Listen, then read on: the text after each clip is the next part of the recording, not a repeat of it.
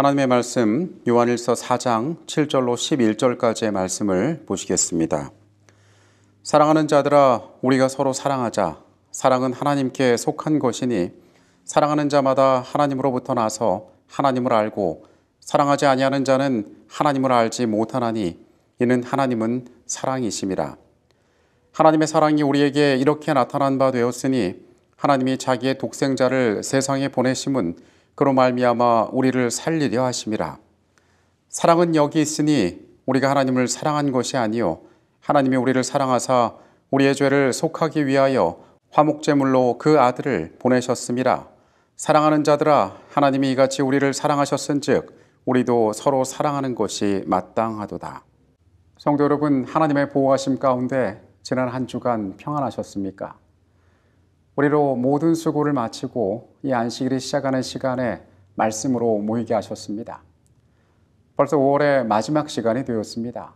지난 시간들 가운데 함께 하셨던 것처럼 이 시간 속에도 같이 계셔서 우리가 말씀 가운데 길을 발견하고 삶에 필요한 교훈들을 얻는 귀한 시간이 되기를 이 시간 간절히 바라겠습니다.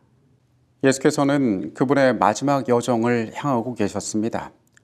유월절 만찬을 제자들과 함께 하신 후에 겟세마네로 기도하러 가시기 전 제자들과 그 다락방에서 마지막으로 나눈 대화가 요한복음 14장에 기록되어 있습니다. 요한은 이때의 이야기들을 복음서 가운데 유일하게 우리에게 전해줍니다. 예수님께서는 우리가 잘 아는 재림의 허락, 요한복음 14장 1절에서 3절까지 나오는 내가 가서 너희를 위하여 나라를 예비하겠다는 말씀을 제자들에게 하십니다. 그리고 어떻게 하면은 너희가 아버지께서 계신 그곳으로 올 수 있는지 이어서 말씀하고 계십니다. 내가 곧 길이요 진리요 생명이니 나로 말미암지 않고는 아버지께로 올 자가 없느니라. 너희가 나를 알았다면 내 아버지도 알았으리로다. 이제부터는 너희가 그를 알았고 또 보았느니라. 길이요 진리요 생명이신 예수를 통하여서 아버지께 갈 수 있다고 그분께서 제자들에게 말씀하셨지만은 제자들은 이 예수의 말을 이해하지 못하였습니다. 빌립이 묻습니다. 주여 아버지를 우리에게 보여주옵소서. 그리하면 족하겠나이다. 예수의 말씀을 알아듣지 못하고 이 말을 하는 제자를 향하여 예수께서 이렇게 말씀하십니다. 빌립아 내가 이렇게 오래 너희와 함께 있으되 내가 나를 알지 못하느냐. 나를 본 자는 아버지를 보았거늘 어찌하여 아버지를 보이라 하느냐. 예수께서는 다시 한번 진리를 소개하십니다. 내가 아버지 안에 거하고 아버지는 내 안에 계신 것을 내가 믿지 아니하느냐. 내가 너희에게 이르는 말은 스스로 하는 것이 아니라 아버지께서 내 안에 계셔서 그의 일을 하시는 것이라. 내가 아버지 안에 거하고 아버지께서 내 안에 계심을 믿으라. 그렇지 못하겠거든 행하는 그 일로 말미암아 나를 믿으라. 예수님의 말은 하나님의 말씀이었고 그분께서 하시는 모든 일은 하나님의 사업이었음을 이야기합니다. 그래도 믿어지지 않는다면 내 행하는 일을 통하여 나를 믿으라고 그분께서는 말씀하셨습니다. 이에 더하여 예수께서는 마지막을 앞두시고 그분의 제자들에게 한 가지 약속을 더하십니다. 내가 진실로 진실로 너희에게 이르노니 나를 믿는 자는 내가 하는 그 일을 그도 할 것이요 또한 그보다 큰 일도 하리니 이는 내가 아버지께로 감이라. 이 요한복음 14장의 대화는 복음서 가운데 요한만이 우리에게 남겨준 기록입니다. 그리고 이 가운데에서 우리는 이 재림의 허락을 주목하여 잘 알고 있지만은 그 뒤에 이어지는 예수님과 제자들의 대화에 더 유의할 필요가 있습니다. 예수님께서는 이 모든 사역 가운데 왜 자신이 이 땅에 왔으며 어떠한 일을 감당할 것이고 어떠한 미래를 너희를 위하여 준비할 것인지에 대해서 말씀하셨습니다. 스스로를 길이요 진리요 생명이라고 소개하고 나로 말미암지 않고는 아버지께로 갈 수 없다라고 말씀하십니다. 그런데 제자들은 그분 자신이 하나님 되심을 여전히 받아들이지 못하고 깨닫지 못하고 있었습니다. 빌립의 질문으로 시작된 예수와의 대화 가운데에 예수님께서는 그 자신이 하나님의 일을 말하고 하나님 일을 행하는, 그래서 그 행함으로 예수께서 어떠한 분이신지 알 수 있는 존재라고 이야기합니다. 더 나아가서 예수께서는 나를 믿는 자는 나의 행한 일을 하고 이보다 더 큰 일을 하리라고 이야기합니다. 하나님께서 이 땅에 그분의 공생의 기간 동안에 부어주셨던 그 능력이 예수를 믿고 따르는 자들에게 동일하게 내릴 것임을 약속하는 것입니다. 안타깝게도 제자들은 예수께서 십자가의 운명을 맞이하실 때까지 이 밤에 그들에게 하신 이 말씀을 온전히 깨닫지 못하였던 것 같습니다. 그러나 십자가 이후로 그들이 예수께서 그 밤에 그들에게 하셨던 모든 말씀을 그들이 이해하고 받아들였을 때 그들의 운명은 달라지게 되었습니다. 요한은 누구보다 생생하게 그 밤의 이야기를 기억하고 있습니다. 그래서 그는 그가 살아가는 모든 시간을 통하여 그분이 누구시며 어떤 일을 하셨고 무엇을 준비하시고 어떠한 계획 가운데 우리를 두셨고 우리의 삶은 거기에 반응하여 어떻게 살아야 할지에 대해서 사람들에게 이야기하고 전하였던 것입니다. 만약 여러분들에게 하나님이 누구시냐라고 묻는다면 여러분께서는 어떻게 대답하시겠습니까? 우리 주변에 많은 것들이 있는 것 같지만은 하나님이 누구시냐는 질문은 어떤 의미에서 대단히 개인적이고 체험적인 질문이 될 수 있습니다. 요한이 살아가던 시대에 사람들에게서는 하나님이 누구시냐라는 의문이 있던 시대였습니다. 물론 그들 가운데서도 그분에 대해서 알 수 있는 여러 가지 것들이 존재했습니다. 하나님의 말씀이 그들 가운데 있었습니다. 그리고 이 말씀을 풀어서 그들에게 가르쳐주는 자들이 있었습니다. 이것들을 통하여 그들은 하나님에 대하여 생각할 수 있고 그분이 어떠한 분이신지에 대해서 추측해 볼 수 있었습니다. 그러나 그 당시 세계에서는 이 하나님에 대한 이해가 부족해 보였습니다. 사람들이 그들의 마음 가운데 아버지가 어떤 분이신지, 하나님께서 그들에게 어떻게 다가오시는 분인지, 무슨 일을 하시며 어떠한 관계 가운데 계신 분인지 사람들은 충분한 지식 가운데 있지 않았던 것 같습니다. 재림교회 성경 주석에 있는 내용입니다. 이 교도들에게 최고의 신적 존재가 있다면 그는 그의 숭배자들에게 거의 관심을 갖지 않고 멀리 떨어진 존재인 반면에 많은 악한 영은 아주 가까이 있다. 그래서 그들은 하늘의 하나님을 무시하고 악마들을 달래려고 한다. 이방인들에게 영적인 존재는 두려운 존재들이었습니다. 절대적인 신이 존재하지만은 그들의 곁에 있지 않고 그들 주변에는 악령들이 있는데 내가 이 악령들에게 시달리며 살아가고 있다고 그들은 생각하였습니다. 삶에 있어서 이 신적인 존재들에 대한 관심은 어떻게 하면 그들의 진노를 피하고 어떻게 하면 그들로 하여금 나를 해코지하지 않게 만들 수 있을지 이 사람들은 두려움 가운데에 이 신적인 존재들과 살고 있었다라는 것입니다. 이 형편은 다른 처지에 있긴 하였지만은 유대인들에게도 크게 다르지 않았습니다. 고대 유대인들은 때때로 하나님을 그 자신의 백성만을 아끼는 부족신으로 잘못 생각했기 때문에 그들은 그분을 그들 자신의 이기적 야망과 잔인성이 확대된 형상을 지니고 있는 듯이 생각하였다. 유대인들은 그들의 율법을 가지고 있는 자들이었고 하나님이 어떤 분이신지에 대해서 다른 민족보다는 잘 알 것 같은 사람들이었습니다. 그러나 여전히 그들이 알고 있는 하나님께서는 대단히 제한적인 존재로 머물렀으며 이마저 잘못된 오해된 이미지로 그들 가운데 심어져서 공포와 두려움의 대상이 되었다는 것입니다. 그들이 가지고 있는 하나님에 대한 생각 역시 기쁨과 감사보다는 그들의 삶을 어둡게 만드는 우울함과 두려움 가운데 사로잡혀 있었다는 사실입니다. 그런데 이 하나님께서 그들 가운데 오셨습니다. 태초부터 있던 생명의 말씀이 그들 가운데 오셨습니다. 요한은 그분과 동행하면서 다른 제자들처럼 그분에 대해서 선명하게 깨닫지 못하였지만은 요한은 이 모든 과정을 통하여 하나님을 어떠한 분인지 이해하게 되었습니다. 그는 아들을 통하여 아버지를 알게 되었습니다. 아들의 사역을 통하여 아버지 하시는 일을 알게 되었습니다. 그래서 그는 자신이 가지고 있는 모든 친절한 언어를 동원하여서 자신이 만나는 모든 자들을 향하여 다가올 모든 세계를 향하여 그 하나님이 어떠한 분이시고 너에게 무엇을 선물하시고 어떠한 것을 우리의 삶에 원하시는지를 이야기하고 있는 것입니다. 그는 확신하고 있었습니다. 하나님을 온전히 알 때에 그분이 누구신지 알 때에 우리의 삶은 자유할 수 있고 우리의 삶은 새로워질 수 있다고. 그래서 그는 요한복음의 기별 가운데에서 그리고 그의 편지글 가운데에서 하나님께서 그들에게 어떠한 존재가 되시고 너희가 하나님이 누구시냐라는 질문을 받을 때에 어떻게 대답하고 어떠한 삶의 결심을 가질 수 있는지에 대해서 이야기하고 있는 것입니다. 예수께서 다락방에 사셨던 그 말씀은 그의 마음 가운데 깊이 새겨졌고 그분께서 남기셨던 그 진리를 그는 사람들에게 알리기를 원하였습니다. 요한일서 4장 7절부터 있는 말씀을 봅니다. 사랑하는 자들아 우리가 서로 사랑하자. 사랑은 하나님께 속한 것이니 사랑하는 자마다 하나님으로부터 나서 하나님을 알고 사랑하지 아니하는 자는 하나님을 알지 못하나니 이는 하나님은 사랑이심이니라. 요한은 사람들을 사랑하는 자들아라고 친절히 부르면서 우리가 서로 사랑하자라고 이야기합니다. 우리가 사랑이신 하나님께로부터 넘치는 사랑을 받았으니 우리 역시 이 사랑을 다른 이들에게 나누는 것이 마땅하다고 이야기하는 것입니다. 그는 사랑하지 아니하는 자는 하나님을 온전히 알지 못한다라고 말하면서 우리 가운데 하나님의 사랑이 존재한다면 우리는 기꺼이 사랑을 나누는 존재가 될 것이라고 이야기합니다.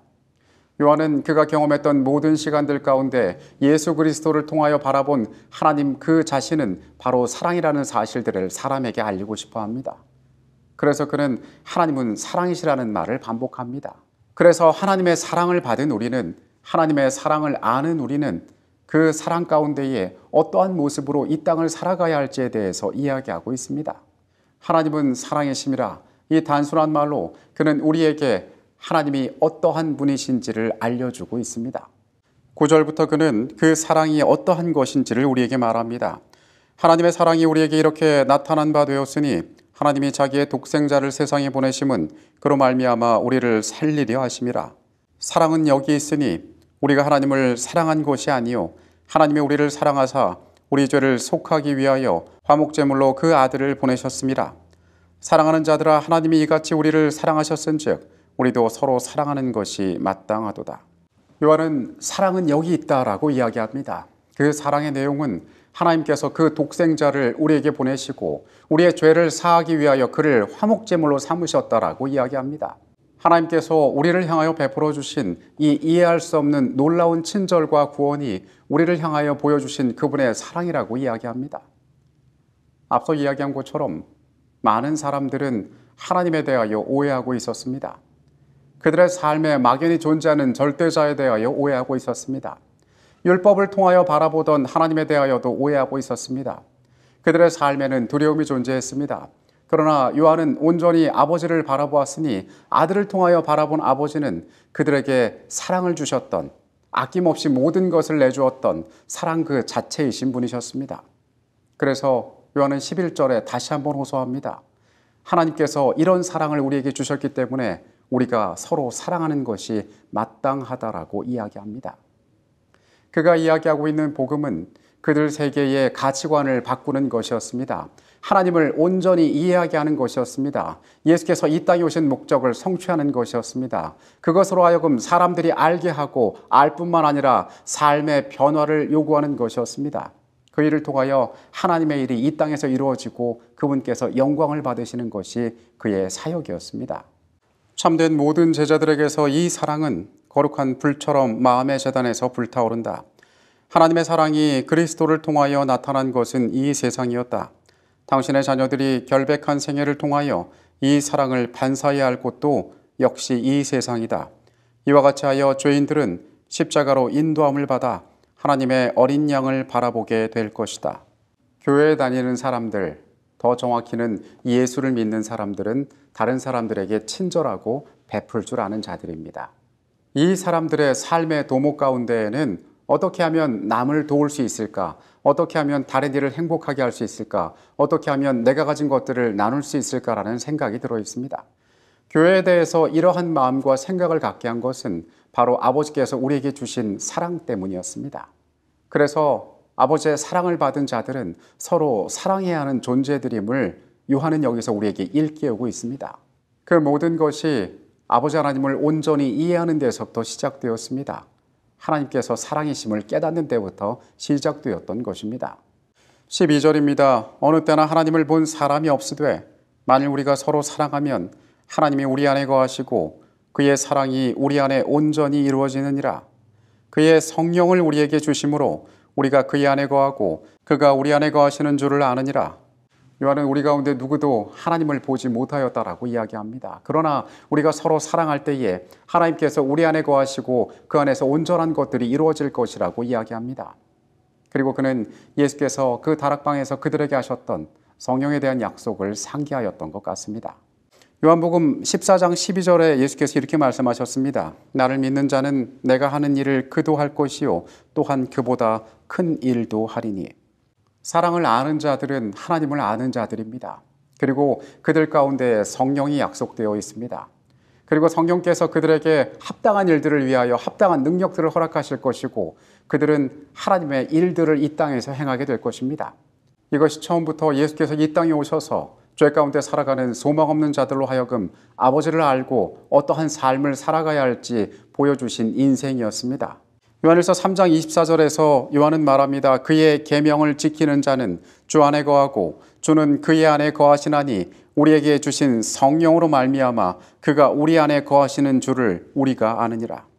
우리는 아들을 통하여 아버지를 바라봅니다. 그리고 아버지의 사랑을 아는 자들, 그 믿음 가운데 거하는 자들에게 성령을 약속하십니다. 그것이 하나님의 백성들의 삶이 될 것입니다. 아버지가 아들을 세상의 구주로 보내신 것을 우리가 보았고 또 증언하노니 누구든지 예수를 하나님의 아들이라 시인하면 하나님이 그의 안에 거하시고 그도 하나님 안에 거하느니라. 예수께서 그들에게 하셨던 내가 곧 길이요 진리요 생명이라고 말씀하셨던 아들을 믿는 자는 아버지를 안다라는 예수의 그 가르침을 요한은 다시 한번 반복하고 있는 것입니다. 우리는 이 장면에서 그 세계에서 예수 그리스도의 자리를 향하여 끊임없이 도전하던 수많은 이설들이 왜 문제였는지를 잘 깨닫게 됩니다. 우리는 왜 요한이 그토록 이 아들을 부정하는 자들에 대하여 경계하고 있는지를 알게 됩니다. 예수 그리스도께서 사람들 가운데 구주가 되시지 못한다면, 그분을 받아들이지 않는다면 그들은 아버지를 볼 수가 없을 것입니다. 또한 아버지의 사랑이 그들 안에 있지 않게 될 것입니다. 그들은 하늘의 일을 하지 못하게 될 것이었습니다. 그래서 요한은 이 아들에 대하여 예수께서 그들에게 가르치신 것처럼 너희가 이 아들을 통하여 아버지를 볼 수 있다라고 이야기하고 있는 것입니다. 하나님이 우리를 사랑하시는 사랑을 우리가 알고 믿었노니 하나님은 사랑이시라. 사랑 안에 거하는 자는 하나님 안에 거하고 하나님도 그의 안에 거하시느니라. 이로써 사랑이 우리에게 온전히 이루어진 것은 우리로 심판날에 담대함을 가지게 하려 함이니 주께서 그러하심과 같이 우리도 이 세상에서 그러하니라. 사랑 안에 두려움이 없고 온전한 사랑이 두려움을 내쫓나니 두려움에는 형벌이 있음이라. 두려워하는 자가 사랑 안에서 온전히 이루지 못하였느니라. 우리가 사랑함은 그가 먼저 우리를 사랑하셨음이니라. 요한은 반복하여 하나님은 사랑이시라라고 이야기하고 있습니다. 우리가 고대의 신화들을 살펴보면 사람들의 생각 가운데 신들에 대한 그들의 생각이 어떠했는지를 알게 됩니다. 신들은 질투하고 시기하고 때로 이기적인 존재들이었습니다. 그런 신들의 판단과 신들의 유흥에 따라서 연약한 인간의 운명이 결정된다고 사람들은 믿었습니다. 그들 스스로가 어찌할 수 없는 그러나 절대적인 존재이기 때문에 그들이 조심해야 하는 존재로 신들을 바라보고 있었던 것입니다. 어떠한 신화에서는 신들이 심심해서 인간을 창조했다라는 기록도 나오고 있습니다. 우리 스스로가 아무것도 결정할 수 없는, 그리고 어떠한 가치도 부여받지 못하는, 우연에 의해서 탄생된, 그래서 누구로부터 도움도 받지 못하는 자신의 운명을 바깥의 외부적인 요인에 맡기고 자신에게 행운이 주어지지 않는다면 생존할 수 없는 존재로 인간 스스로를 생각하고 있는 것 같습니다. 어떤 의미에서 죄 가운데 살아가는 인생이 그와 같은 모습인 것은 맞습니다. 우리는 죄로 말미암아 절망의 상태에 빠진 존재들이었습니다. 그런데 요한은 그가 만났던 하나님의 아들이 그에게 들려주셨던 그 다락방에서 알게 하셨던 그 음성을 기억했습니다. 그리고 그 주님께서 자신의 삶을 향하여 어떠한 소망을 주셨는지도 기억하고 있었습니다. 그래서 그는 가장 친절한 언어들로 하나님이 어떠한 분이신지를 우리에게 말하고 있는데 그는 하나님은 사랑이시라라고 이야기하고 있습니다. 이것이 하나님의 온전한 모습이었습니다. 주께서 어떻게 사랑이심을 그는 우리에게 이야기합니다. 하나님께서 독생자를 우리에게 주시고 우리의 죄를 구속하기 위하여 화목제물로 그를 바치셨음을 우리에게 이야기합니다. 그리고 그렇게 사랑받은 너희는, 이러한 사랑을 아는 너희는 서로 사랑함이 마땅하다라고 이야기합니다. 너희가 믿음 가운데 거한다면, 너희가 하나님을 믿는 사랑 안에 거한다면 너희 가운데 성령께서 함께 하셔서 너희가 더 큰 일을 하게 될 것이라고 이야기하고 있습니다. 요한일서 5장 13절에서 그는 자신이 이 서신을 쓴 목적이 영생이 있음을 알게 하기 위함이라고 이야기했습니다. 우리가 사랑이신 하나님에 대하여 온전히 알 때에 우리는 심판의 날을 두려워하지 않고 준비할 수 있게 될 것입니다. 우리가 하나님에 대하여 온전히 알 때에 우리 가운데 두려움은 사라지게 될 것입니다. 인간은 하나님을 두려워해야 하는 존재입니다. 그러나 이 요한일서가 말하고 있는 두려움이란 것은 우리가 하나님을 경외하는 것과는 다른 두려움을 말합니다. 불확실하고 막연한 공포를 이야기하고 있습니다. 우리가 하나님에 대하여 온전히 알지 못할 때에 인간은 그러한 불안과 염려 가운데 휩싸이게 됩니다.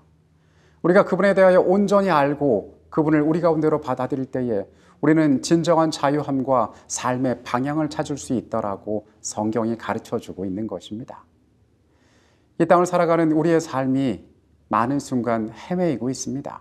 어쩌면 이 모든 문제의 근원들은 우리가 하나님에 대하여 온전히 알지 못함으로 일어나는 문제들일 수 있습니다. 그분에 대하여 올바로 안다면, 하나님이 어떠한 분이신지를 안다면, 하나님께서 내게 하신 일들을 안다면, 그리고 하나님께서 내게 원하시는 것들을 알아간다면 우리의 삶은 다른 기쁨과 감사 가운데 거할 수 있습니다. 하나님께 대한 최고의 사랑과 상호 간의 이기심 없는 사랑, 이것이 우리의 하늘 아버지께서 주실 수 있는 최고의 선물이다. 이것은 충동이 아니요 거룩한 원칙이며 항구적인 능력이다. 성별되지 않은 마음이 이 사랑을 일으키거나 산출할 수 없다. 예수께서 다스리는 마음 속에만 이 사랑이 나타난다. 우리가 사랑함은 그가 먼저 우리를 사랑하셨습니다. 거룩한 은혜로 새롭게 된 마음 속에서 사랑은 행동을 지배하는 원칙이 된다. 이것은 품성을 수정하고 충동을 지배하고 감정을 억제하고 애정을 고상하게 한다. 마음속에 간직된 이 사랑은 생활을 유쾌하게 하고 주위에 있는 모든 사람에게 품이 있는 감화를 끼친다. 편지를 시작하면서 요한은 너희도 우리와 같은 사귐이 있기를 원한다라고 독자들을 초대하였습니다. 그리고 그의 편지 가운데 끊임없이 사랑하는 자들아라고 부릅니다. 가장 친절한 언어들로 하나님이 어떠한 분이신지 그가 알려옵니다. 그리고 이 하나님이 사랑이심을 너희가 알고 그 믿음 가운데 너희가 살아갈 때에 너희의 삶이 어떻게 변화될 것이고 어떠한 증거들을 나타낼 것인지에 대하여 이야기합니다. 죄의 운명을 가진 인간이 어떠한 선물을 받았으며 어떻게 새로워질 수 있는지 그는 이 땅에 오신 말씀을 통하여 우리에게 가르쳐주고 있습니다. 태초부터 있던 생명의 말씀에 관하여 가장 잘 알고 있던 이 사람은 오늘 그렇게 너희가 아버지를 발견해야 한다라고 이야기하고 있습니다.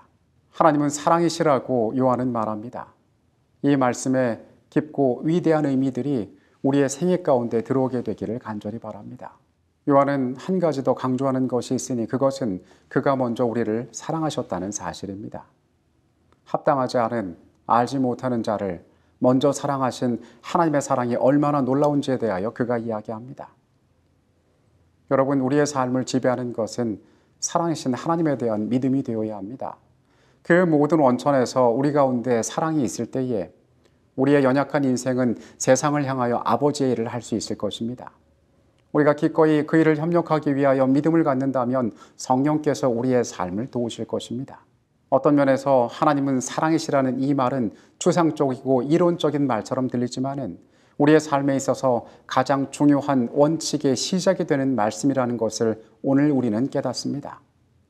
우리 안에 그 사랑이 있을 때 하나님께서 우리의 생애 가운데 아름답게 역사하시고 아버지가 있는 곳으로 우리의 생애를 인도하실 것입니다. 이 시간 말씀을 마치겠습니다. 거룩하신 아버지 하나님, 우리의 생애가 하나님에 대하여 얼마나 알고 있습니까? 하나님은 사랑이시라라고 말씀하시는 이 성경의 말씀을 우리가 깊이 깨닫게 하여 주시옵소서. 아들을 통하여 보여주신 그 사랑을 우리가 믿게 하시고 그 사랑 안에 거하는 자들 되게 하여 주시옵소서. 서로 사랑하는 자들 되게 하여 주시옵소서. 세상의 어떠한 것으로도 우리의 믿음이 흔들리지 않게 하여 주시옵소서. 성령께서 우리 가운데 거하심으로 예수께서 말씀하신 더 큰 일을 우리가 할 수 있는 자들이 되게 하여 주시옵소서. 이 땅에 살아가는 곤고한 삶을 아시는 주님, 우리에게 사랑으로 다가오셔서 우리를 일깨우시고 우리를 새롭게 하여 주시옵소서. 이 시간에 같이 계셨음에 감사드립니다. 예수 그리스도 이름으로 기도합니다. 아멘.